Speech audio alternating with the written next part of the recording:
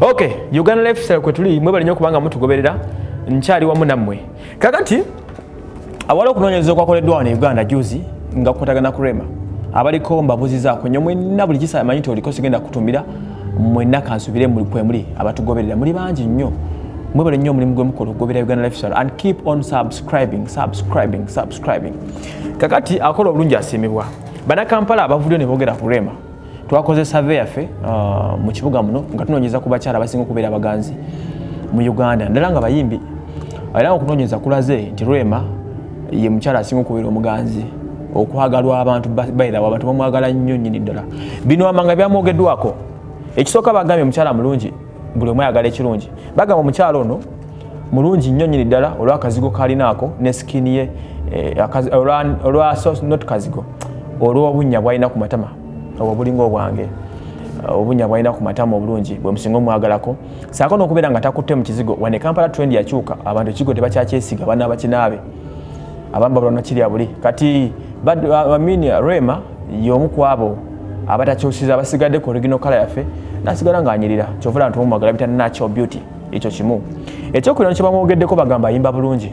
bw'okwata ennyimba za Rema n'amakula zonna nabagamba tezisosola mwana tezisosola muto tezisosola mukulu kobe doni kobe yala ennyimba zikolera kyobo yagadde era nga abantu abasinga obungi otuna ennyimba za Rema nga akaliro lowooza kunze zi touch me siri muyembe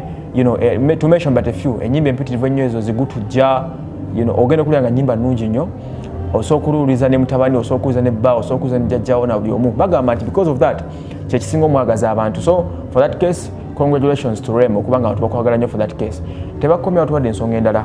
ng'ensonga endala eno bagamba nti yeewanye ekitiibwa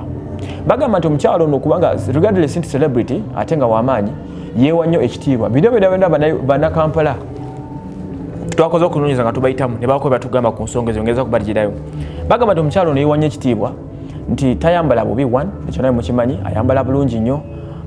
bintu biri very professional byakola toli musanga mbuvuyovuyo toli musanga mu bifo byesitaza yadde ekintu ekiraga nti yeewebudde so nolwekyo olwokuba nti yeekuumira ekyo ekitiibwa oyinza okukoza nti mukyala wa myaka 4 so nga mukyala wa myaka 2 just mumumu so abantu mwagadde olwekyo nti arepresentinga ekifaananyi ky'omukyala omutuufu